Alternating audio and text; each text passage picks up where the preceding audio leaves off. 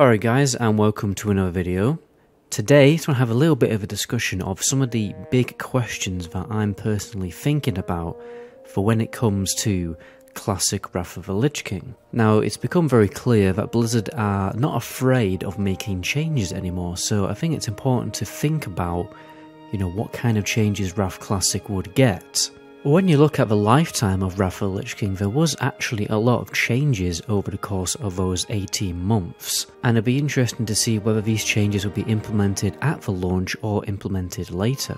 But before we jump in guys, I just want to spend just about half a minute being a little bit honest with you guys, and a little bit vulnerable if you'll allow me. So you may have noticed that, on the channel, I've basically become a little bit more of a sellout than usual. I've been doing YouTube for 10 years, and only recently this year have I decided to start doing sponsored videos. And the reason for that, long story short, is do not underestimate the knock-on effects of the recent scandals surrounding Blizzard. If 50% less people are playing Blizzard games, 50% less people are watching my videos, which means my salary is also 50% less. To put it in perspective, imagine if your boss turned to you one day and said, oh, by the way, we're cutting your earnings for this month by 50%, but you still have to work the same amount of hours.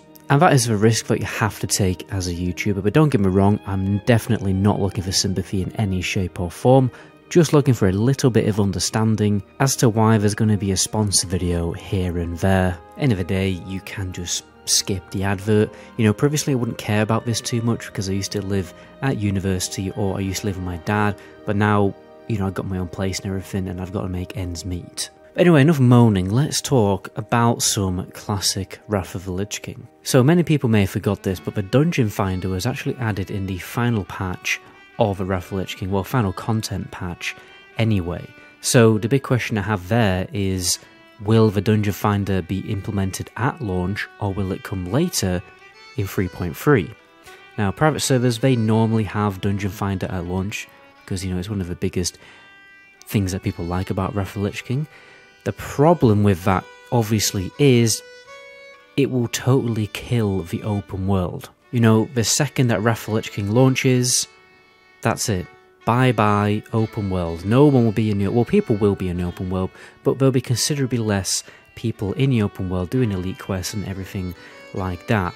And if it launches in a pre-patch for Wrath of the Lich King, then, the old world will be killed even earlier. Personally, I would just prefer Dungeon Finder to be left at endgame at level 80, or at least put a daily cap on it so people do actually still have to go out into the open world to level their characters. And when it comes to the Dungeon Finder, one other thing that has really piqued my curiosity is, will you be able to keep a dungeon group going after it has finished? Now, what on earth do I mean by that? So, in the middle of Cataclysm, they added a feature where you could join groups cross-server as long as you just had people on Real ID. And you could do instant content with people from different servers as long as you stayed in a group of them, whether it is the Dungeon Finder or Battlegrounds. Previous to that, in Wrath of the Lich King, when you met someone, at some point you could add them on Real ID, but then you couldn't invite them to a group ever again, and you couldn't play with that player ever again. So say for instance you make friends in the Dungeon Finder, that's it. I mean, you can talk to them again, but you would never be able to group with them ever again, which I've always found, quite sad when you think about it. And I'm pretty sure the only reason why that was the fact is because of technological limitations, and Blizzard has not got round to developing it yet. So I do hope that you will be able to regroup with people cross-server that you meet in the Dungeon Finder. Another thing to think about is, are we going to get Death Knights early in the pre-patch rather than the launch of Wrath? Just how we got, Draenei and Blood Elf early in the pre-patch. It was something like 3 weeks earlier than the actual launch of the expansion. Hopefully, we will get Death Knights early, so people who want to roll Death Knight, obviously me, won't be too far behind everyone. And to be honest, 3 weeks would actually be a suitable amount of time for Death Knights to catch up, since they start at level 55. Another thing that people have probably forgotten about is that Icecrown Citadel, the last and final raid of Wrath of the Lich King, actually had a staggered release. Okay, it wasn't all fully released until 2 months after the raid actually launched. So are they going to do that again? Only release sections of Icecrown Citadel every 2 weeks? Or are they just going to release the whole thing all at once?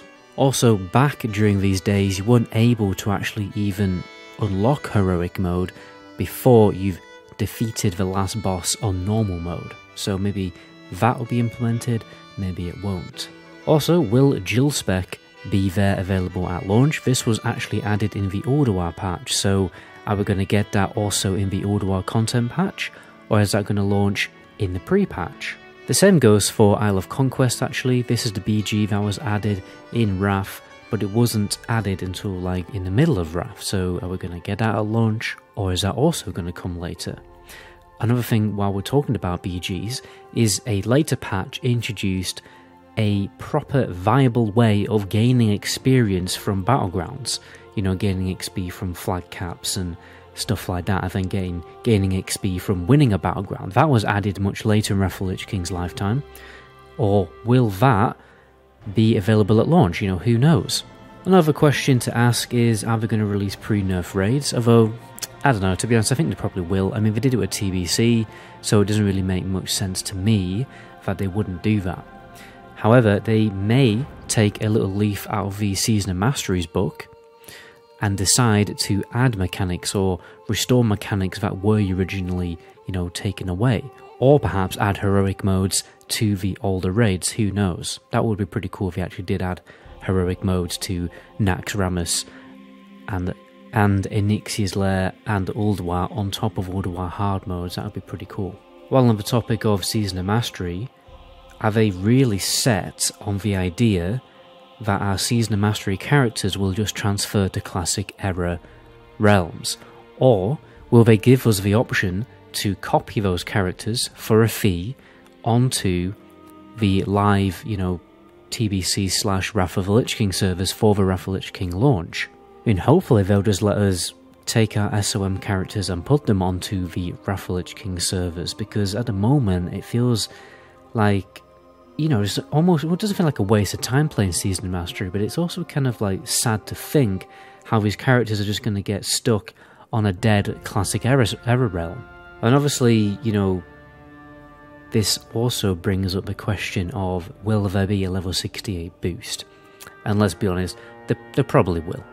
Because why wouldn't there be? I mean, it's Blizzard at the end of the day. Hopefully they won't attempt to release the character boost at a ludicrous price like they tried to do with a TBC launch, and actually release it at a reasonable price for once. In my opinion, a much better option would be to scrap the idea of a character boost and just have the Season of Mastery experience buff for the Wrath of the Lich King pre-patch. So for people who want to roll Death Knights, or for people who want to return to the game for the Wrath of the Lich King, can catch up to everyone else. Before we finish, guys, I'd like to quickly thank Scottejaye for providing me with some good Wrath of the Lich King footage. I'll link his channel in the description below. Anyway, guys, that's all I have time for today. My name is MetaGoblin. Until my next video, ciao.